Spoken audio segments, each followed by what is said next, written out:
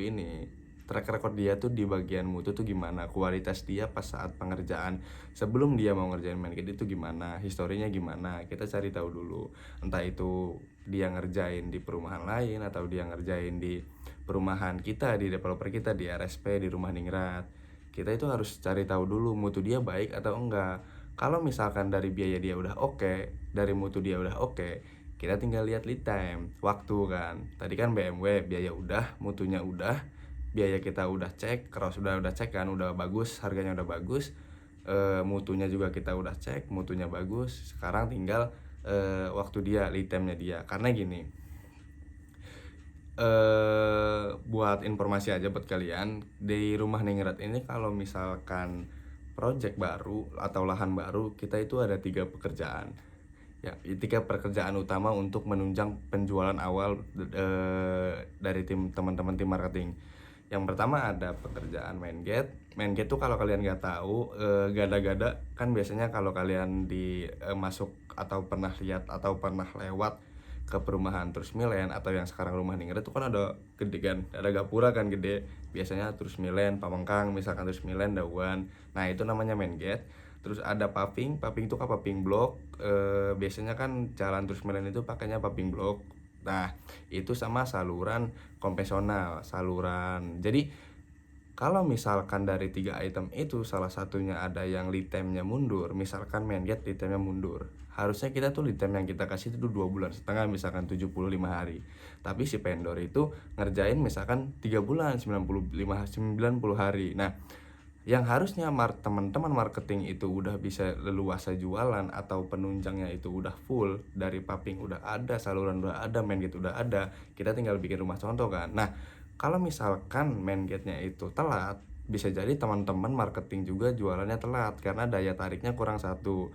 Orang kan iyalah, orang misalkan lihat paping, dia ya jalannya bagus, terus saluran, oh iya ada saluran airnya, dijamin gak banjir. Cuman kalau misalkan main gate-nya masih dalam pembangunan, itu daya tariknya bisa berkurang. Kalau misalkan lead time-nya kita itu cepat atau sesuai yang kita berikan si vendor tersebut, itu jos, nanti teman-teman marketing juga jualan enak, ada daya tarik. Jadi gara-gara depan ada, main gate ada kan, terus dia masuk akses jalannya bagus, pas dia masuk ke lahan itu udah ada salurannya, jadi dia tuh udah nggak kepikiran oh ini bakal banjir, enggak, karena udah ada salurannya, udah jelas air keluar kemana.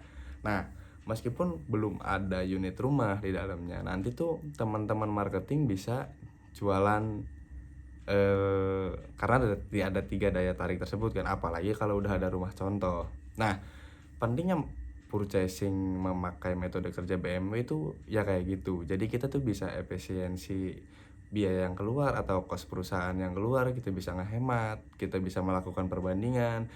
Terkait mutu juga kita bisa banding, bisa cari tahu dari vendor A, B, C, mutunya yang paling bagus apa, biaya yang paling masuk siapa, dan lead time sih biasanya kalau misalkan si vendor tersebut udah pernah kerjain di perumahan, misalkan di Terus Milen atau di rumah Ningrat ya, dia udah pernah ngerjain, itu kan kelihatan historinya ada, dia dulu ngerjain tuh lead time-nya berapa hari, tepat waktu enggak dari lead time yang kita berikan. Karena dari pihak purchasing juga kalau misalkan ngasih lead time itu nggak asal-asal, maksudnya tiba-tiba jebret 2 bulan, nggak. Kita tuh kita ada estimator. Jadi kita bisa ngeestimasiin kalau pekerjaannya ini, misalnya pekerjaan main gate 2,5 bulan itu keburu nggak, atau pekerjaan rumah sebulan atau 35 hari itu keburu nggak, semuanya udah kita pikirin baik-baik kok. Jadi gak mungkin kita dari tim purchasing juga ngasih lead time itu sembarangan. Nah, jadi diharapkan sih kalau misalkan teman-teman emang mau masuk atau join jadi tim purchasing, khususnya tim purchasing di RSP, ya kalian harus belajar terkait biaya, mutu, dan waktu, karena itu pasti setiap hari sih, sehari-hari pasti kepake. Kita harus bisa nge-save biaya yang keluar dari perusahaan.